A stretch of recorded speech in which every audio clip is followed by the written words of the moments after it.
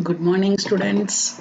I am Srimati V.V. Ramalakshmi, Senior Lecturer in Civil Engineering from Government Polytechnic, Vikarabad.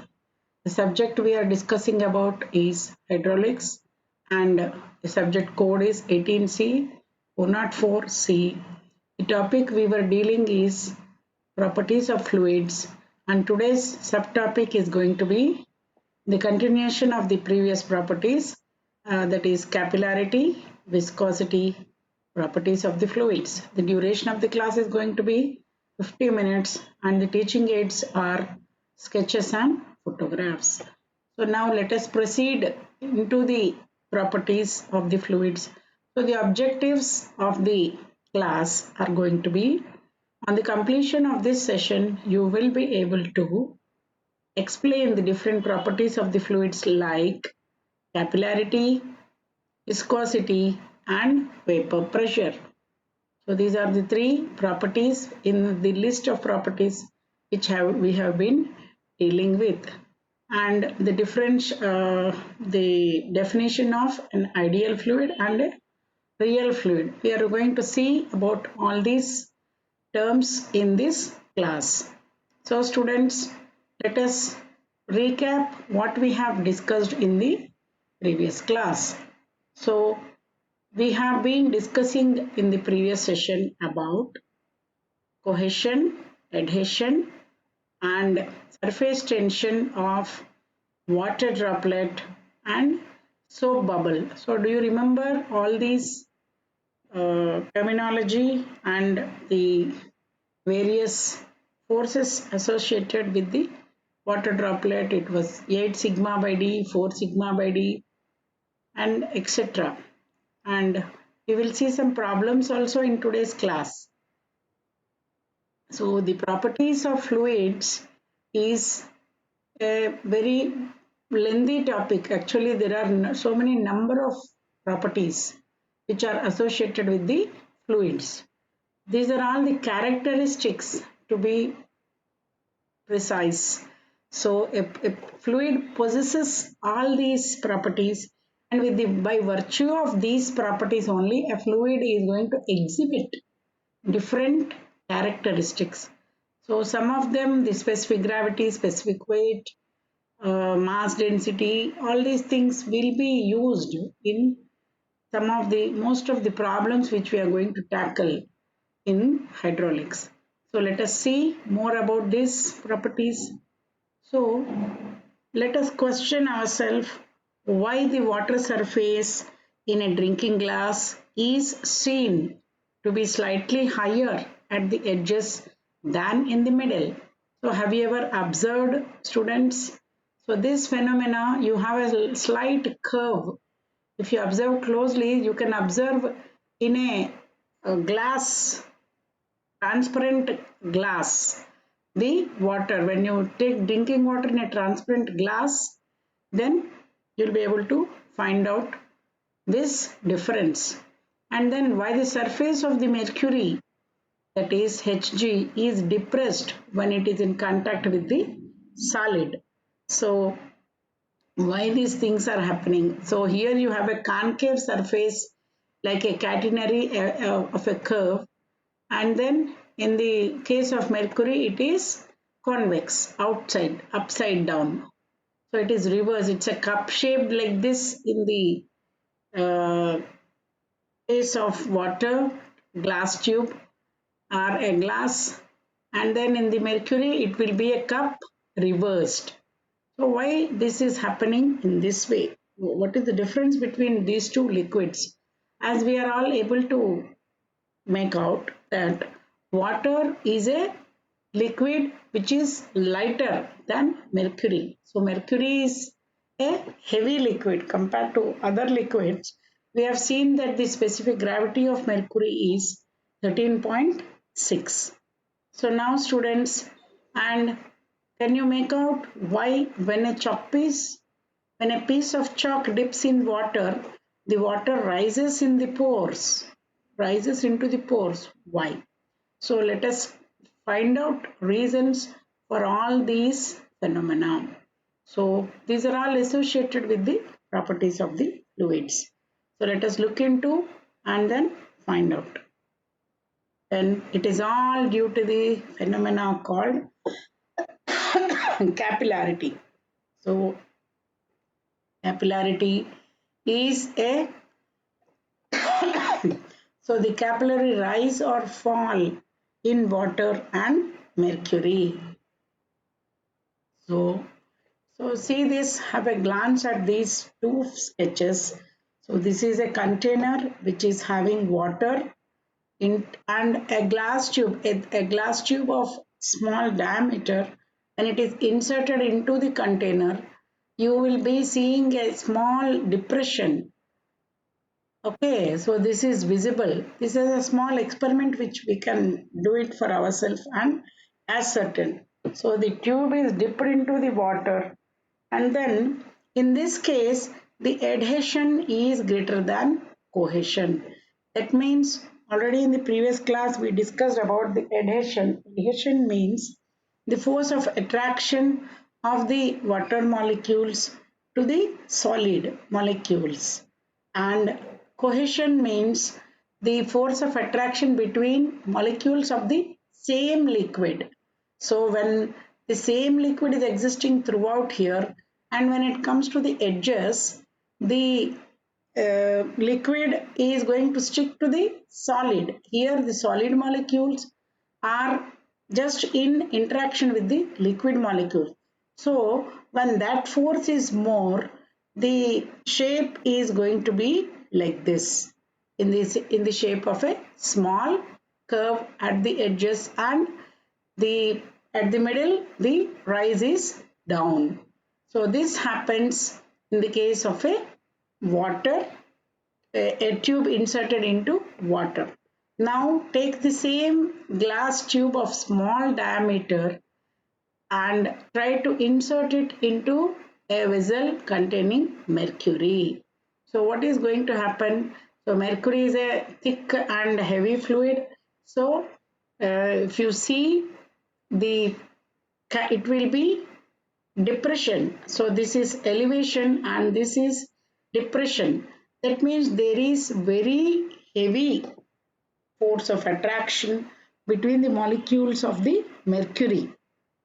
So this cohesion is greater than the force with between the walls or the surface of the glass tube and the mercury. So that is why as this force is more predominant at the edges, so the edges are going to come down, and then it is more because the at the middle you will have the cup shaped upside down. So here the tube dipped in mercury is cohesion is greater than adhesion. So that means for water it is capillary rise, and for mercury it is capillary fall. So this figure, this sketch shows the same concept of capillary rise and capillary fall. So rise occurs in water and fall occurs in mercury. So is it clear, students? So we have to draw these sketches and explain. So now let us see how much the capillary rise or capillary fall. Let us try to derive an expression, and now let us see this concept of what is this property of capillarity, that is this property of fluid. Now the definition is, it is the phenomenon in which the surface of the liquid is observed to be elevated or depressed when it comes in contact with a solid. It is expressed in millimeters or centimeters of height of liquid. Okay, then so here as the sketch is showing, as seen in the sketch, so you have a vessel filled with water, and then try to dip the small diameter pipe, and then water is going to rise, and then this height, this angle which this surface makes with the side wall is theta. So now from the sketch it is observed that the top convex or concave surface of the liquids is called the meniscus. So this curve is called the meniscus. MENISCUS. So, and this angle theta which it makes, which the liquid makes with the wall, it is called the contact angle. Then the small h is called the capillary rise or the capillary height. Then let us see the capillary action calculation. So from this photograph, it is clear that the surface tension and capillarity go together. These two properties are associated. So here, when the surface tension means it is the force of attraction between the surface molecules. So here you have this force of attraction between all the molecules in intermediate. So one par the other, they are both attracted towards each other. And when it comes to the edges, so you don't have a molecule here. So the force is going to be between the molecule, water molecule and the solid molecule, solid side walls. So it tries to attract and then get stick up. So to balance this force, you have a force of tension rising upwards. So this is the surface tension. So now, so the surface tension is the force acting upwards, and as it is evident that the surface tension is acting throughout the surrounding of the tube. So the sigma is the surface tension force and pi d is the circumference, and then it is acting at an angle.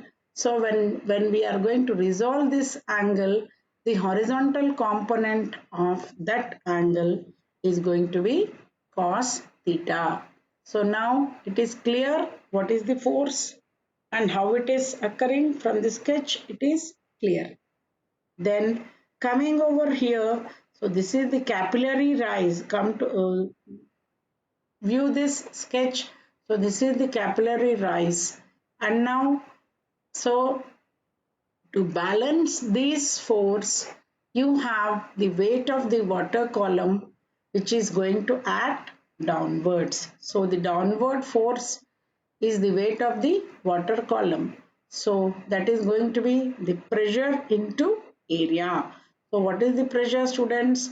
This pressure is the specific weight into height. So P is equal to WH, and it is acting over an area of equal to the area of the circle, because we are going to take a circular tube. So pi d square by 4. So WH into pi d square by 4. So this surface tension is going to act upwards, and then the weight of the water is going to come downwards. So as seen here, then what we are going to do is both of these for the equilibrium of the water. So both these have to be equalized. So in the next step, we are going to see that we have to equate the both the columns. So now this force of the surface tension due to the surface tension has to be balanced by the water column which has raised. So the downward weight of the water column is balanced by the vertical component of the surface tension. That means WH into pi d square by 4 is equal to sigma into WD cos theta. So by finding out, we want to find out the capillary rise H. So pi and pi get cancelled, and d also get cancelled because it is same in both the sides. So we are going to get an expression 4 4 sigma cos theta by WD. So this is going to be the expression for the capillary rise. So 4 sigma cos theta by WD. So the downward weight of the water column has to be balanced by the vertical component of the surface tension. So we have to equate both the terms. So WH pi d square by 4 is equal to pi d into sigma is the surface tension force into the component, because it is being resolved in the direction which is near to the base. So it will be cos theta. Though it is being resolved vertically, I mean in the vertical direction, but adjacent to theta is cos. So that way we have to take the component. So now we are going to have the expression for the uh, capillary rise as H is equal to 4 sigma cos theta by WD. So this is going to be the expression for capillary rise. So when we substitute the values for theta, we will get different expression. So let us see. So the capillary action depends upon the surface tension of the liquid and then the diameter of the tube and the specific weight of the liquid. So here in the figure we are able to see that if the variation is there in the diameter, the rise is going to be different. So this sketch is showing variation of the capillarity versus the dia of the tube.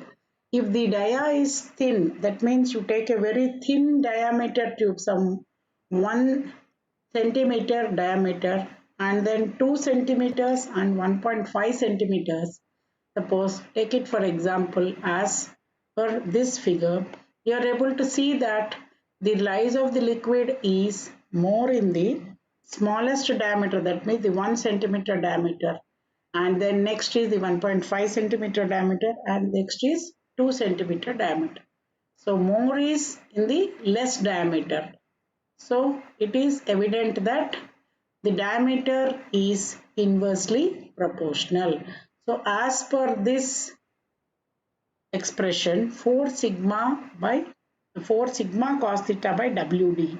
So the capillary rise is directly proportional to the surface tension force, directly proportional to the cos of theta, that means the angle of contact, then inversely proportional to the specific weight, and inversely proportional to the diameter.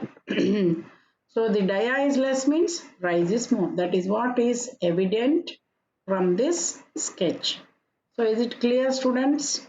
So keep this sketch into mind and then you can have the concept. So next comes the property of viscosity. So viscosity is that property which is associated with the thickness or the shear stress. So when water and oil are made to flow freely, so which one flows easily and why? So just take a glass of water and little bit of oil. So just for example, if you keep a running race for water and oil, which one is going to run fast? So obviously water, because it is lighter. And then look and observe the concept. So here when we take water and make it to flow, it flows very fast. And the same thing is not happening with the case of the oil, because it is thick and it needs more time to move. So what is this? So it is the property associated here is, suppose you see honey. Honey is a thick liquid. So when you make it to flow, it will take a long time for flowing. So have you observed that? So now, as per this concept, when water and oil are made to flow freely, which one flows easily? Obviously, it is water, because water possesses low viscosity. And now, see, this viscosity is given by the symbol mu. So the property, by definition, it is the property of the fluid which offers resistance to the movement of one layer of fluid over the another adjacent layer. So one layer over the other, just gliding one over the other.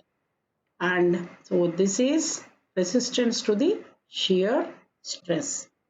So let us look into the property of viscosity.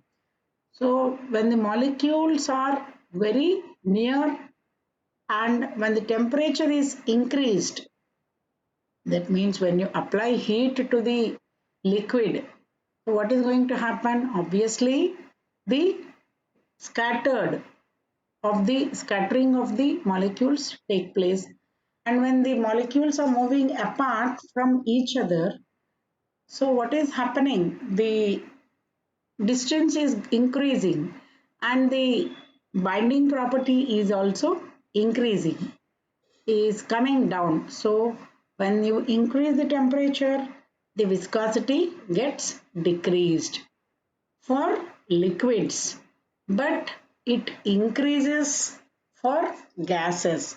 So it is different for liquids and gases. So observe this concept. So in viscosity, the viscosity is going to increase with the increase in temperature for liquids. Okay, so the viscosity is going to, when increase of temperature is happening, the viscosity is going to come down. That means, see, if you take water, when you heat, it will become even more farther. The molecules get even more farther. So it decreases the viscosity of liquids but increases the viscosity of gases, because gases are more scattered molecules. So that you have to remember this concept. Now, what is this? In viscosity, you have dynamic viscosity and kinematic viscosity. So look here, the figure is going to show the variation in the velocity flow. That means change in the velocity flow du versus the distance y from the pipe surface. So this is the pipe surface and these are the forces, and this is the thickness y, that is from the base. If you see in the direction y direction or the y axis, and in the horizontal direction you have the velocities moving, the various particles moving with different velocities, and Vm is the mean velocity. So when the velocity, when the water molecules are moving with different velocities, now let us see this Newton's equation of viscosity. It states that the shear stress is directly proportional to du by dy. So look at this sketch. This is the surface of the pipe or the surface with which the liquid is in contact. So this is the end surface, and as you are seeing, this is the y direction and this is the variation of the velocity. So with a small variation in the height from the edge, from the outer edge, and this is going to be the variation of the velocity, initial velocity. So when you take two sections, section 1 and section 2, so with a small difference in the velocity, within this small distance, there is going to be a very small variation du. So the initial velocity plus this change or the additional velocity is going to be u plus du, and this is the basic height is in the y direction y, and this difference is going to be dy. So for this particle, this curve is going to represent the velocity gradient. So the tau is the shear stress. It is directly proportional to the change in the velocity to the change in the distance. So now, so Tu is directly proportional to du by dy. This tau, this is a Greek symbol tau representing the shear stress. So when you have directly proportional, so we can equate it and keep a proportionality constant.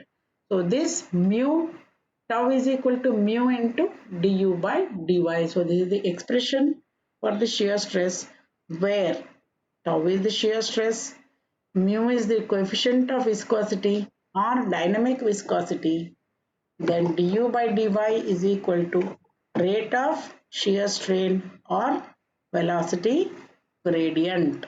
So this is going to be the variation of the shear strain. Now the dynamic viscosity or viscosity mu, it is represented by mu. We can call it either viscosity or dynamic viscosity. So tau is equal to mu du by dy. Then what are the units? So this is this is the velocity, Newton per second, and this is the distance. So the if you substitute the dimensions or the units for all the terms, we are going to have the units for the dynamic viscosity as Newton second per meter square. So this is the unit for dynamic viscosity. It is going to be called as poise. So kinematic viscosity.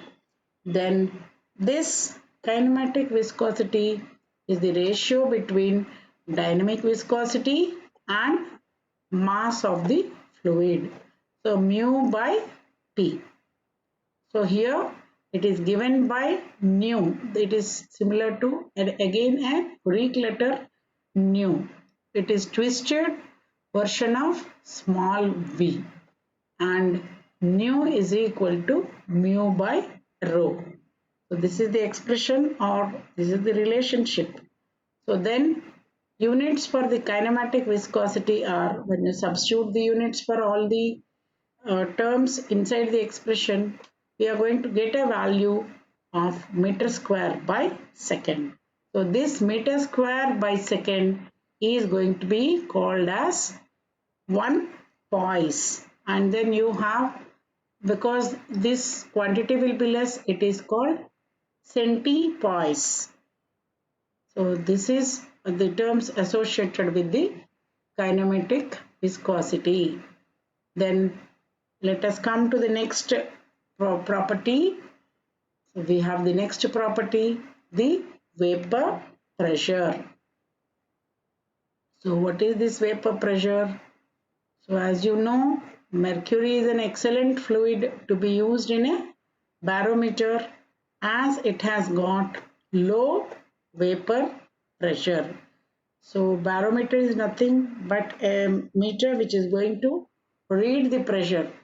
So you can correlate a barometer with your blood pressure meter. A similar look you can imagine. So the BP meter, usually it will be having an horizontal arm and a vertical arm which will be closed down and a pressure giving pump. So like that it will be, and then you will be observing that as you give pressure, the fluctuation of the pressure will be there, and then when it comes to a standstill, you will be measuring the blood pressure. So similarly, a barometer is capable of measuring the vapor pressure. So on the other hand, we have liquids like benzene, petrol, etc., which have high vapor pressure. So what is this vapor pressure?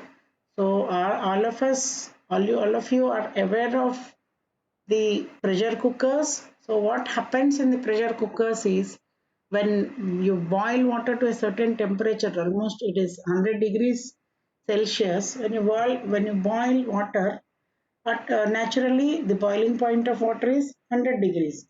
So then water gets converted into vapor. So the pressure of that vapor is more when compared to the ordinary pressure. So usually you see that pressure is usually indicated by whistles, and then the safety valve is going to, or the pressure indicator like you have in your pressure cooker. So the cooking is done with the help of the pressure only, this vapor pressure only. So all liquids possess a tendency to evaporate or vaporize. That phenomena is called vaporization, to change from liquid to the gaseous state. Now, whenever the liquid is restricted in a closed vessel, the vapor molecules get accumulated over the free surface and then exert pressure on it. So this pressure is called the vapor pressure. So the vaporization effect can be observed from the following figure. So let us have a glance at the figure. So look here. So here, as the temperature is increased, so in the initial stage you have the different layers of the molecules, and then this is the pressure going up. Then as the vaporization effect gets more, so you are able to see that it is going up and coming down. So up and down, we are able to see the free flow of the molecules. And even more, as the phenomena is, the effect of the vaporization is getting affected. So you are going to see more vapors at the top. In the beginning, you have less vapors, and as the temperature is increasing, you are able to see more and more vapors traveling up and down. So all these vapors are going to create a pressure onto the surface and then put some pressure on the surface. So that is what is the vapor pressure. So the vapor pressure is the pressure exerted by the vapor over the free surface of the liquid when it is in equilibrium with the liquid. So the vapor pressure increases with temperature. Once the temperature is increasing, the vapor pressure will also be increased. Now let us see what is the difference between an ideal fluid and a real fluid. So an ideal fluid is a fluid which has no viscosity, no surface tension and compressibility.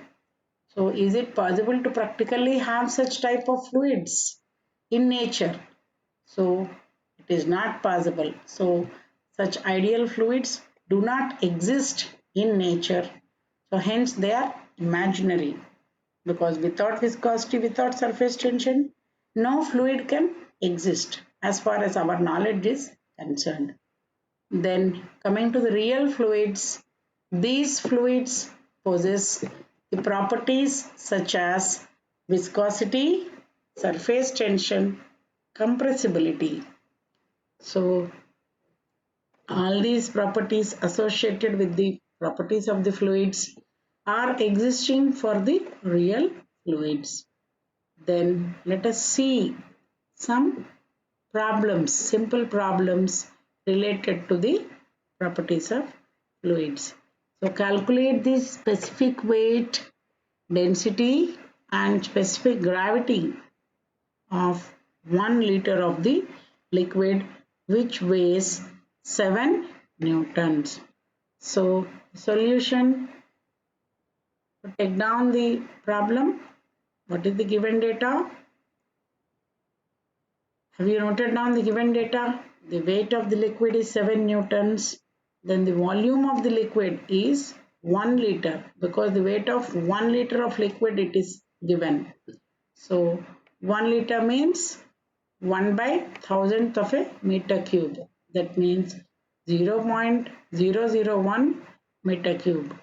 So then the specific weight, small w, is the weight of the liquid by volume of the liquid. So W by V. So 7 is the weight of the liquid and volume is 0.001. So now it is 7000 newtons per meter cube. Then coming to the density, density is mass per unit volume, and then small s is the specific weight of the liquid by acceleration due to gravity. So rho is equal to W by G, or W is equal to rho G. So G is equal to 9.81 meters per second square. So 7000 by 9.81, that means 713.5 kgs per meter square. So that is the density or mass density of the liquid which is given in the problem. So this way we have to work out the various properties given some data. So now specific gravity of the liquid. Coming to this calculation, it is the specific weight of that liquid by specific weight of the water, because water is a standard liquid. So the liquid specific weight is 7000 by the specific weight of the water is 9810.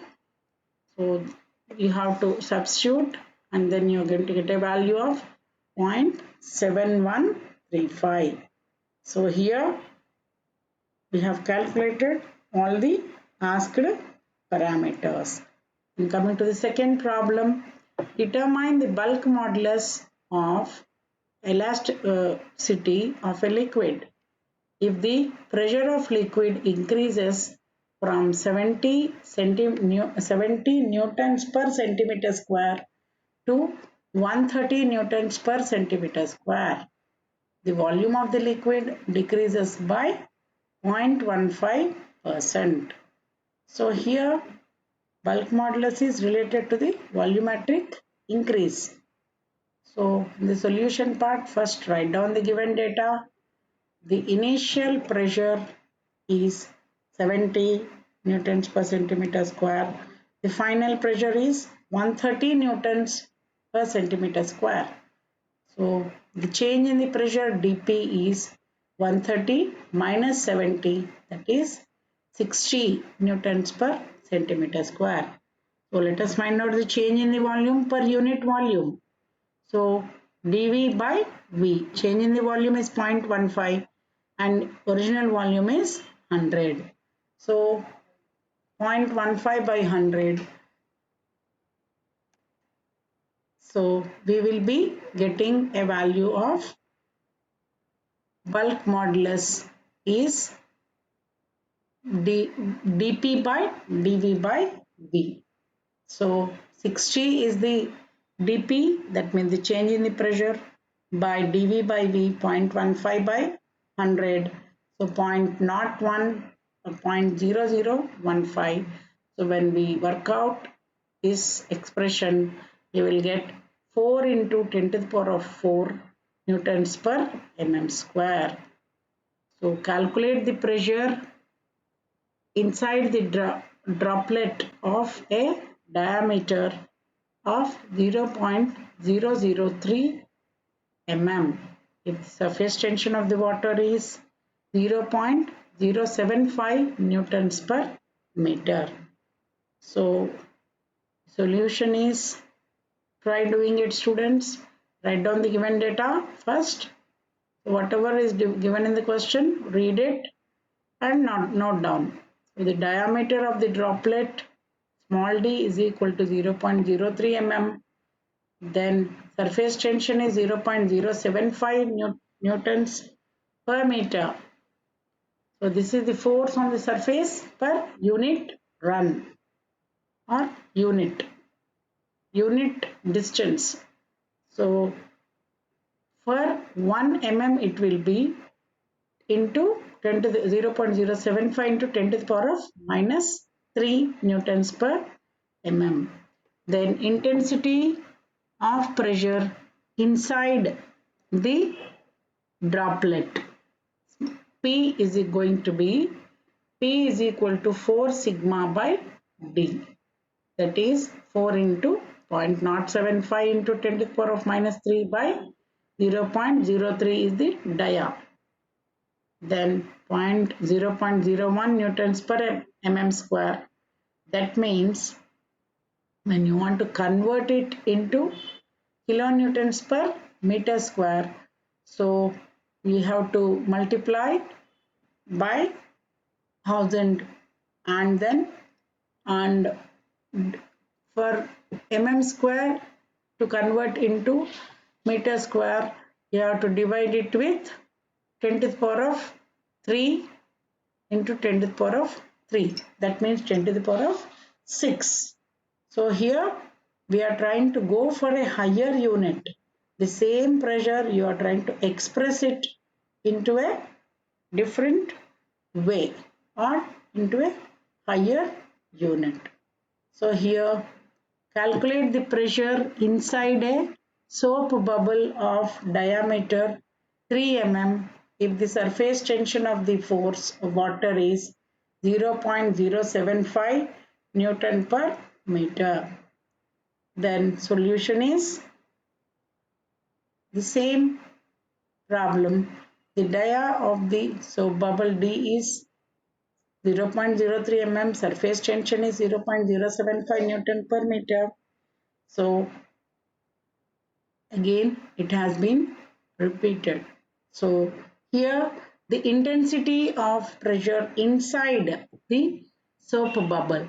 So this problem is similar to the previous problem. In this you have calculated the internal pressure inside the droplet. So here again for the soap bubble, if you see it is different. The expression is 8 sigma by D. So 8 times 0.075 into 10 to the power of minus 3 by 3. So here you try to solve the expression and we get a value of 0.002 0002 newtons per mm square. So this is the pressure inside the soap bubble.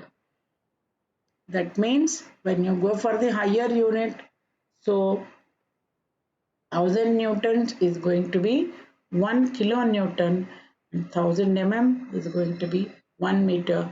So if you are substituting these for your expression, then we get into a higher unit, that means 0.2 kilonewtons